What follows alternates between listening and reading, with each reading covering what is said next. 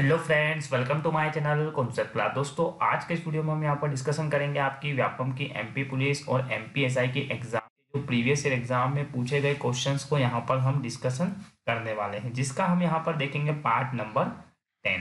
यानी कि इससे पहले हमने टोटल 9 पार्ट ऑलरेडी डिस्कशन कर लिए हैं। अगर आपने उनको नहीं देखा है तो प्लीज़ आप उन्हें भी देखिए, क्योंकि यहाँ से अगर आप एमपी पुलिस की प्रिपरेशन कर रहे हैं तो डेफिनेटली आपको यहाँ से बहुत ज़्यादा फायदा होने वाला है। तो दोस्तों, वीडियो पसंद आता है तो इसको लाइक करिएगा, और अगर अभी तक आपने अनअकैडमी पर फॉलो नहीं किया है तो अनअकैडमी पर जाइए, लर्निंग ऐप डाउनलोड करिए, सचिन सिलावट नाम से सर्च करके भी आप फॉलो कर सकते हो। यहाँ पर ये कुमावत S8982021006 से ये रेफरल कोड का प्रयोग करके आप 10% का सब्सक्रिप्शन में डिस्काउंट भी ले सकते हो। टेलीग्राम ग्रुप से जुड़ जाइए, फेसबुक पेज को लाइक करिए, वीडियो पसंद आता है तो चैनल को सब्सक्राइब करने के बाद बेल आइकन को भी प्रेस करिएगा, जिससे कि नोटिफिकेशन मिल सके। तो चलिए स्टार्ट करते हैं। तो यहाँ पर हमें क्या बोला है कि the roots of the quadratic equation 144x² minus 16 is equal to क्या दोस्तों 9r।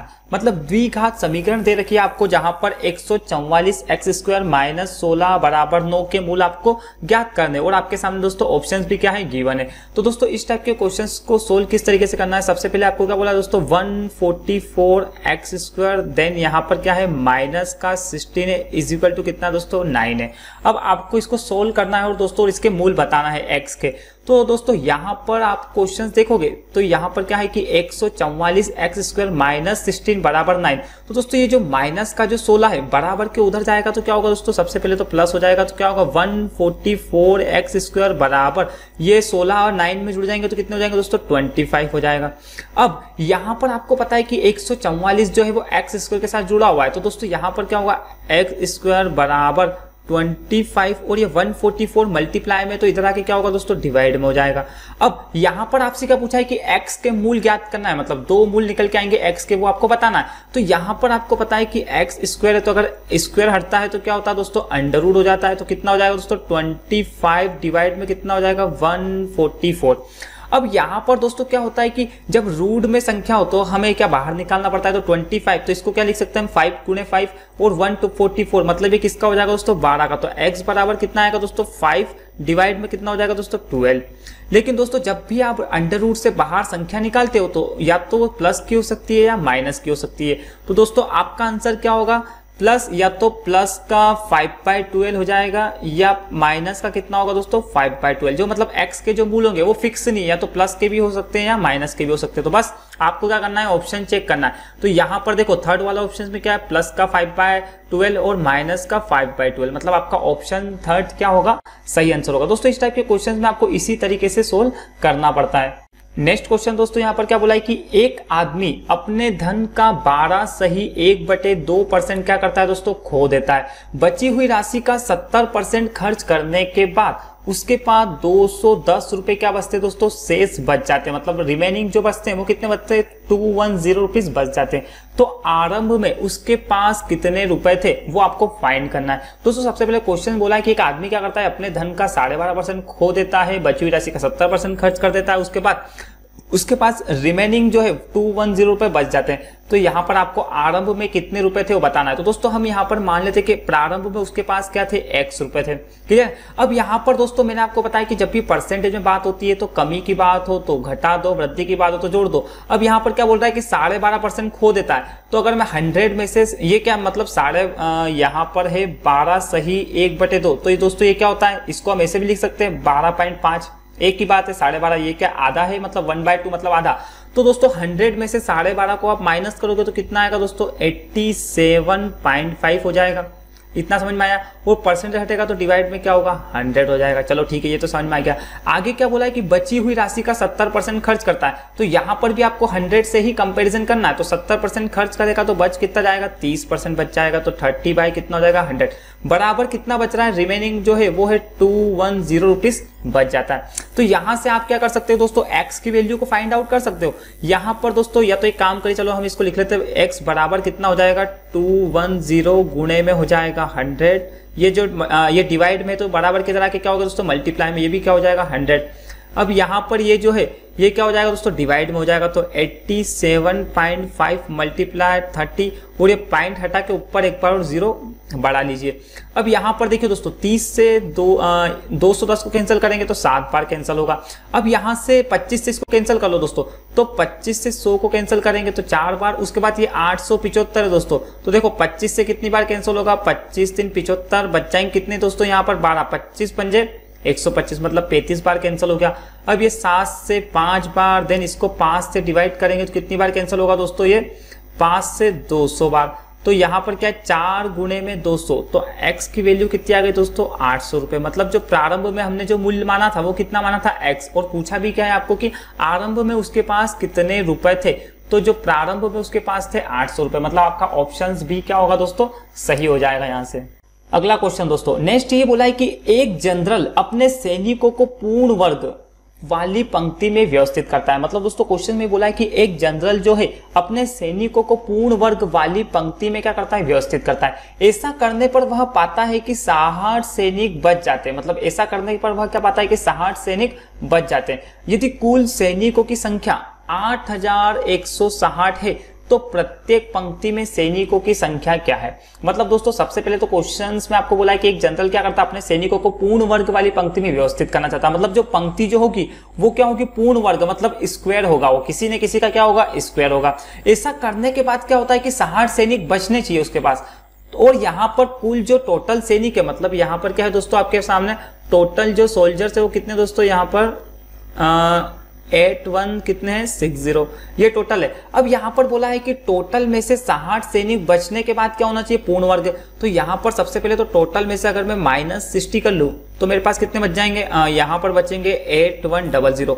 अब यहाँ पर ये जो भी संख्या बच रही है वो क्या होनी चाहिए, किसी का पूर्ण वर्ग होनी चाहिए। तो देखो यहाँ पर 81 और 00, तो दोस्तों आपको पता है कि 81 किसका होता है, 9 का स्क्वायर होता है, और 00 मतलब 1 टाइम D0। तो बस ये क्या हो जाएगा 90 आपका आंसर।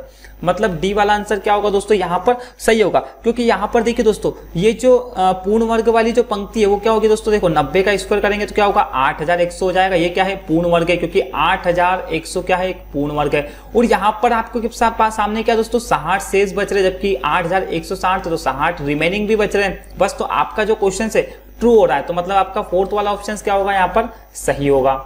अगला क्वेश्चन दोस्तों यहाँ पर क्या बोला है कि एक रेलगाड़ी जो है वो 300 मीटर लंबे प्लेटफॉर्म को 38 सेकंड में पार करती है, जबकि एक खंबे को 18 सेकंड में पार करती है। तो रेलगाड़ी की गति बतानी है आपको, वो भी काय में दोस्तों किलोमीटर प्रति घंटे में ज्ञात करना है। दोस्तों सबसे पहले आपको क्वेश्चन में बोला है कि यहाँ पर क्या है, जैसे हम मान लेते कि एक रेलगाड़ी गिवन है हमें, क्या है दोस्तों ट्रेन है यहाँ पर, जिसकी लेंथ हमें पता है दोस्तों कितनी है 300 मीटर है, और ये क्या है ट्रेन है। अब दोस्तों यहाँ पर क्या बोला है कि 300 मीटर एक रेलगाड़ी क्या है 300 मीटर लंबे प्लेटफॉर्म को 38 सेकंड में पार करती है। मतलब यहाँ पर दोस्तों ये जो है प्लेटफॉर्म की लंबाई है, ट्रेन की लंबाई हमें नहीं पता है, ठीक है। यहाँ पर क्या है आपके सामने कि एक प्लेटफॉर्म है जिसकी लेंथ हमें पता है 300 मीटर है, ये क्या है प्लेटफॉर्म है, जिसको 38 सेकंड में क्या करती है दोस्तों पार कर देती। समय हमें गिवन है कितना 38। और एक यहाँ पर खंबा गिवन है, तो ये मान लेते हैं हम क्या है खंबा है, इसको पार करने में लेती है समय 18 सेकंड। ये क्या है टाइम गिवन है हमें। मतलब ये एक रेलगाड़ी है, यहाँ से चलना स्टार्ट होगी तो सबसे पहले इस प्लेटफॉर्म को पार करेगी, फिर प्लेटफॉर्म को पार करने के बाद एक खंबे को पार कर जाएगी। तो आपको चाल बताना है दोस्तों। यहाँ पर देखो सबसे पहले आपको पता है कि चाल ज्ञात करने के लिए आपको क्या क्या चाहिए, स्पीड इज इक्वल टू होता है डिस्टेंस अपॉन होता है टाइम। मतलब अगर आपके पास दूरी हो और समय हो तो आप क्या कर सकते हो, चाल ज्ञात कर सकते हो। दोस्तों इस टाइप के क्वेश्चंस में एक शॉर्ट तरीका ये होता है कि आपके सामने जो दूरी प्लेटफॉर्म की दी होती है, जैसे यहाँ पर आपके सामने प्लेटफॉर्म की दूरी क्या है 300, तो ये क्या हो जाएगी टोटल दूरी हो जाएगी 300। और समय का आप डिफरेंस कर लिए 38 और 18, मतलब इन दोनों का डिफरेंस करेंगे तो कितना हो जाएगा, यहाँ पर 20 सेकेंड हो जाएगा। बस यहाँ पर आपकी ये दूरी हो गई, समय हो गया, आपको चाल ज्ञात कर सकते हो। तो चाल किस तरीके से ज्ञात करेंगे, स्पीड इज इक्वल टू कितना हो जाएगा, डिस्टेंस है 300 डिवाइड में कितना हो जाएगा 20 हो जाएगा। और चाल ये मीटर पर सेकंड में आएगी, क्योंकि यहाँ पर दूरी मीटर में है, समय क्या है सेकंड में है। तो यहाँ पर किलोमीटर प्रति घंटे में चेंज करेंगे तो क्या होगा दोस्तों 18/5 हो जाएगा। इतना तो आपको पता है। बस यहां से आपको क्या करना है दोस्तों, इस क्वेश्चंस को सोल्व कर लेना है। तो देखो 1 टाइम 0 से 1 टाइम 0, उसके बाद दोस्तों यहाँ पर क्या होगा, 2 का मल्टीप्लाई 5 में करेंगे 10, तो 1 टाइम 0 फिर कैंसिल, तो 18 का मल्टीप्लाई 3 में करेंगे तो कितना हो जाएगा दोस्तों, यहाँ पर स्पीड इज इक्वल टू कितनी हो जाएगी 54 किलोमीटर पर आवर। मतलब आपका ऑप्शन क्या होगा यहाँ पर डी वाला क्या हो जाएगा दोस्तों, सही हो जाएगा। दोस्तों एक तरीका इसको ये है एकदम शॉर्ट तरीके से सोल्व करने का। एक और तरीका है जो लॉन्ग मेथड है, तो दोस्तों वो मैं भी अगर आप यहाँ पर चलो देखो, यहाँ पर अगर उस तरीके से करेंगे तो क्या होगा, सबसे पहले हमें क्या करना पड़ेगा, ट्रेन की लंबाई x मीटर माननी पड़ेगी। फिर यहाँ पर क्या होगा कि ये ट्रेन इस प्लेटफॉर्म को पार करेगी तो दोनों की लंबाई के बराबर दूरी तय करेगी, तो क्या होगा x + 300 होगा। फिर ये प्लेटफॉर्म को पार करने के बाद खंबे को पार करेगी दोस्तों, दोनों की चाल को बराबर रख के इस क्वेश्चन को सोल्व करोगे तो सबसे पहले आपके पास ट्रेन की लंबाई निकल के आएगी। फिर लंबाई के बाद क्या करोगे, आप दोनों का यहाँ पर जो भी ट्रेन की लंबाई आएगी और समय, किसी भी समय को लेकर आप डिवाइड करके उसको ज्ञात कर सकते हो। लेकिन ये दोस्तों शॉर्ट तरीके से आप इस क्वेश्चन को करिए तो यहाँ पर आपका आंसर क्या होगा दोस्तों, फोर्थ वाला सही हो जाएगा, मतलब डी वाला आंसर क्या होगा दोस्तों, राइट। अगला क्वेश्चन दोस्तों, अगला क्वेश्चन क्या बोला, यदि A का 2/3, B का 75% और C का जो है वो 0.6 हो तो A अनुपात B अनुपात C ज्ञात करना है। दोस्तों यहाँ पर आपको क्वेश्चन में गिवन है दोस्तों, क्या बोला है कि A का जो है वो 2/3 बराबर किसके है दोस्तों, यहाँ पर B के 75%, तो 75 डिवाइड में क्या होगा 100। और यहाँ पर क्या बोला है दोस्तों, C का जो है वो 0.6, तो यहाँ पर 6 कर लो, डिवाइड में क्या कर लो 10, क्योंकि पॉइंट हटेगा तो डिवाइड में 10 हो ही जाएगा। तो यहाँ पर ये सब करने के बाद आपसे पूछ लिया है कि A अनुपात B अनुपात C आपको फाइंड करना है। दोस्तों यहाँ पर आपको देखो क्वेश्चंस को किस प्रकार से सोल्व करना है। सबसे पहले तो जो संख्या कटपिट हो रही है उसको आप कटपिट करिए। देखो यहाँ पर क्या होगा, 25 से 3 बार कैंसिल होगा, 25 से 4 बार। यहाँ पर क्या होगा, 2 से 3 टाइम कैंसिल होगा, 2 से क्या होगा 5 टाइम कैंसिल होगा। यहाँ पर देखिए दोस्तों, अब 2/3, 3/4 और 3/5 हो गया। तो सबसे पहले आप A और B की पर्टिकुलर वैल्यू निकाल लीजिए, मतलब इन दोनों की तुलना करिए सबसे पहले आप। तो बराबर का साइन है तो देखो यहाँ पर क्या होगा, A होगा, फिर ये मल्टीप्लाई में B, तो इधर आएगा तो क्या हो जाएगा डिवाइड में। अब ये जो संख्या है बराबर के उधर जाएगी तो क्या होगी, पलटेगी। तो देखो 3 डिवाइड में, तो इधर आके क्या होगा मल्टीप्लाई में, तो 3 × 3 कितना होगा 9। फिर 2 मल्टीप्लाई में, तो इधर आके डिवाइड में, तो कितना हो जाएगा 9/8। मतलब A की वैल्यू 9 आ गई और B की वैल्यू कितनी आ गई, 8 आ गई। उसी प्रकार से यहाँ पर आप B और C की तुलना कर लीजिए। देखो B आपको पता है यहाँ पर, और C इधर बराबर में आएगा तो क्या होगा डिवाइड में। अब यहाँ पर ये सबसे पहले तो जो डिवाइड में 4 डिवाइड में है, इधर आएगा तो 3 से मल्टीप्लाई होगा तो कितना होगा दोस्तों 12 हो जाएगा। उसके बाद ये 3 मल्टीप्लाई में, इधर आएगा डिवाइड में, तो कितना हो जाएगा 15 हो जाएगा। तो यहाँ पर स्कोर कटपिट कर लो तो क्या होगा, 3 चौक 12, 3 पंजे 15। मतलब देखो B की वैल्यू यहाँ पर 4 आ गई, C की वैल्यू क्या आ गई 5 आ गई। क्लियर है। तो यहाँ से आपको A अनुपात B अनुपात C ज्ञात कर सकते हो। देखो A के नीचे A की वैल्यू 9, देन यहाँ पर क्या होगा B के नीचे क्या होगा B की वैल्यू 8। उसके बाद यहाँ पर भी क्या है, B की वैल्यू 4 है तो B के नीचे रख देंगे, और C की वैल्यू क्या है 5, तो यहाँ पर रख दो। अब यहाँ पर दोस्तों रेशियो क्या करना मैंने आपको बता रखा है जब मैंने आपको टॉपिक करवाया था। तो यहाँ पर हम इस तरीके से मल्टीप्लाई करते हैं, 9 × 4 में करेंगे तो कितना होगा 36 हो जाएगा। उसके बाद 8 का मल्टीप्लाई 4 में करेंगे तो कितना हो जाएगा 32 हो जाएगा। फिर 8 का मल्टीप्लाई 5 में करेंगे तो कितना होगा 40 होगा। तो यहाँ पर दोस्तों आपका रेशियो निकल के आएगा। लेकिन दोस्तों यहाँ पर रेशियो जो कटता है ना उसको पूरा कैंसिल करिए। तो 4 से इसको कैंसिल करेंगे तो 4 से 9 टाइम कैंसिल हो जाएगा, 4 से 8 बार कैंसिल हो जाएगा, और ये 4 से 10 बार। तो आपका रेशियो क्या आएगा 9:8:10। मतलब आपका ऑप्शन यहाँ पर फर्स्ट क्या हो जाएगा, इस राइट आंसर हो जाएगा। नेक्स्ट क्वेश्चन दोस्तों यहाँ पर क्या बोला है कि A किसी काम को 10 दिनों में, B उसी काम को 15 दिनों में अलग अलग समाप्त कर सकते हैं, तो दोनों एक साथ उस काम को कितने दिन में समाप्त करेंगे। मतलब दोस्तों आपसे पूछा है कि A किसी काम को 10 दिन में, B उसी काम को 15 दिन में, अलग अलग तरीके से करेंगे तो A 10 दिन में और B 15 दिन में। लेकिन आपको क्या बताना है कि दोनों जब एक साथ करेंगे तो कितने दिन में समाप्त कर देंगे। मतलब अगर मैं बात करूं तो A 10 दिन में समाप्त करता है, देन यहाँ पर आपको बोला है कि B जो है वो 15 दिन में समाप्त करता है। तो आपको क्या बताना है कि A + B = मतलब दोनों जब एक साथ करेंगे तो कितने दिन में करेंगे। दोस्तों मैंने आपको एलसीएम के तरीके से बता रखा है। तो देखो यहाँ पर 10 दिन में टोटल काम होता है तो एक दिन का काम 1/10 A का, B का कितना हो जाएगा 1/15 हो जाएगा। तो बस यहाँ पर आपको क्या करना है, इन दोनों को जोड़ना है। जोड़ेंगे तो क्या होगा A + B का कार्य निकल के आ जाएगा। तो क्या होगा 1/10 होगा, प्लस यहाँ पर कितना हो जाएगा दोस्तों 1/15 हो जाएगा। तो एलसीएम लेके भी सोल्व कर सकते हो। यहाँ पर कितना होगा 10 और 15, मतलब 30 एलसीएम हो जाएगा, क्योंकि 30 10 से भी कैंसिल है और 15 से भी कैंसिल हो जाएगा। तो 10 से 3 बार, 15 से 2 बार, तो कितना हो जाएगा दोस्तों 5/30।